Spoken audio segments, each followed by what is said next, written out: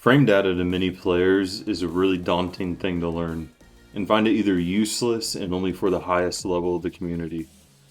But hopefully in this video I can dive into why frame data can be a really useful tool to understand and how I use that knowledge early on to build good habits from the very beginning of your journey instead of breaking bad habits later down the road. I'll use Leroy and Tekken 8 as an example. This is by no means a Leroy Smith guide. I'm just using him to demonstrate this process. We'll start with a simple foundation first, and I start with the punishes my character has. Nothing really too fancy. Just for example with Leroy, I started with his 10 and 12 frame punishes because you can use them both as punishes for your opponent's unsafe moves, but you can also use them for jabs and pokes and neutral. And the habits I will build off of these moves will be universal between neutral and punishes to set up a really strong foundation. So we'll start with Leroy's 2-2. On block, this string is -7 frames, and on hit, it is +7 frames. In Tekken, virtually the fastest moves have a 10 frame startup, so -7 is safe on block, which is a really great start. And the way I look at this move is that it's safe in neutral and as a punish move whenever an opponent uses an unsafe move. Being +7 on hit is something that is often overlooked from my experience. +7 on hit just means it will take your opponent 7 frames more to recover and to be able to input any commands, which is plenty of time to create a very simple flowchart of follow-up attacks or commands to continue pressure after a successful punish. At this point, I look for moves Leroy has that are between 16 and 13 frame startup to either set up a simple frame trap or lock the opponent in block stun. The reason I would not look for something that has a startup of 17 frames is because I don't want to trade with the opponent. I want to continue my momentum forward. And if I had had a successful punish, I don't know why I would give my opponent another opportunity to deal more damage even if I was in an advantageous state. It's just not the way I look at frames. I would rather just have a 16 frame to where an opponent cannot deal damage to me if I have flipped the momentum towards them. Anyways, Leroy's back 1 has a startup of 13 frames. It is +5 on hit and -6 on block. And also has a throw animation if it does connect during the opponent's startup frames. Or in other words, if it counter hits. So on block it is safe, and with normal hits, lets me continue my pressure. And on counter hit, deals a really good chunk of damage. So this is a great follow-up, in my opinion, when Leroy's 2-2 lands a hit. Another move that works is Leroy's 1+2. It has a 14 frame startup, which means that if we are +5 from the back 1 on normal hit, or +6 on hit from the 2-2 string, 1+2 also leads to a very easy frame trap for our opponent.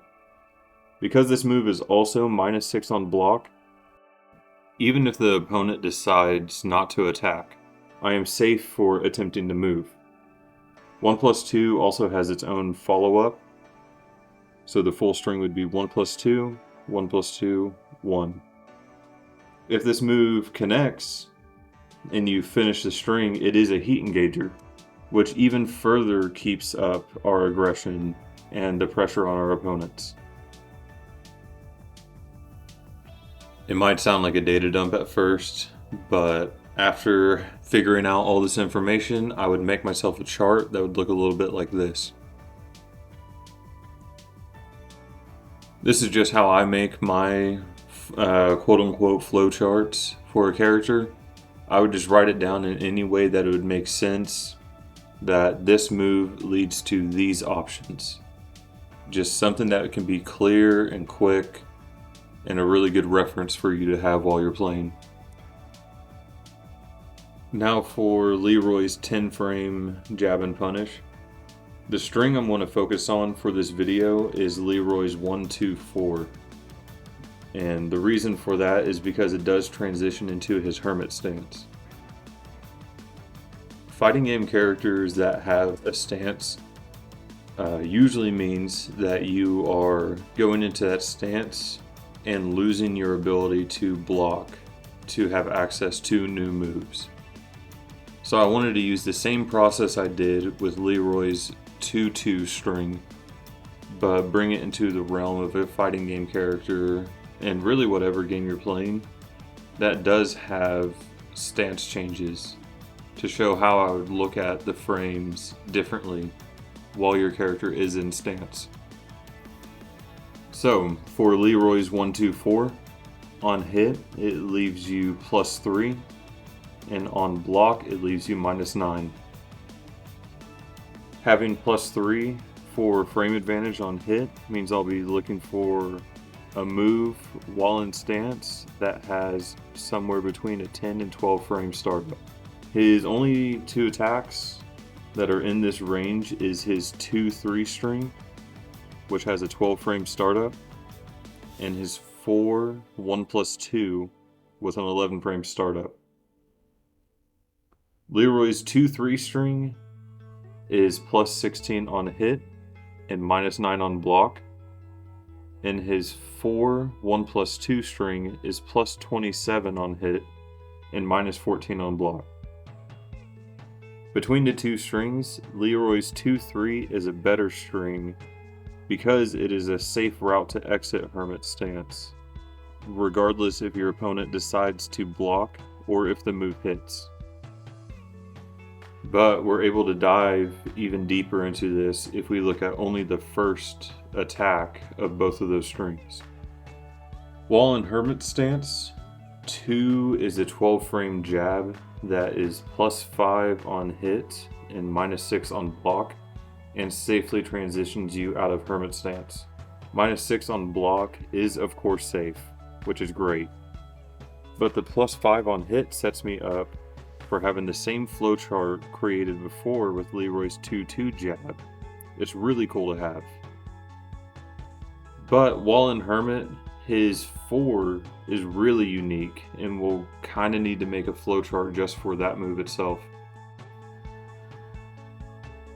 Leroy's 4, while in stance, is +7 on hit and -7 on block, but leaves you in Hermit stance, which means that I can't use the same flowchart I created with Leroy's 2-2 string. It also means that even though I am -7 on block, because I am in Hermit stance, I am unable to block, and therefore am not actually safe in this situation. Instead of making this seem like it's a Leroy guide, I'm just going to talk about 1+2-1. It has a 14 frame startup, it is -3 on hit, and -9 on block. And if you input the full string as 1+2-1, it is a heat engager. It's the only option that I would want to talk about if you were to hit Hermit stance 4. That would be a good option. I know that took a while to explain, but I promise it takes a lot longer to explain that process than it is to write it down. So here's where I'm at currently with my chart. Now that I have a rough idea and a safe and well thought out foundation, it's time to put it in the muscle memory. You don't have to jump online for this part, though you're more than welcome to. I personally think it's really helpful to just jump and play against computers in the beginning. The reason for this is if there's any kind of holes in your game plan, anything that you missed while making the chart, you're able just to jump out of the game before gaining any unforeseen or unintentional bad habits that you would have to break early on, other than just having good habits from the very beginning. After recording this audio for a while, I kind of feel bad for the data dump on the front end, but you can see how easy the chart looks when I have it written down, on how quick and accessible it is while you were playing.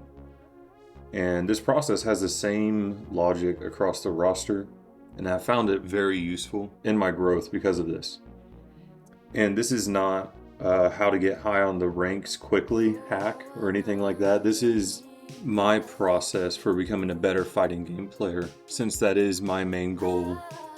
Once again, kind of sorry about the data dump on the front end. But I do hope you can find this useful, and maybe use this method or some part of this method to better yourself as a fighting game player. That's what I'm after in this journey after all, and I hope this helps in your journey as well.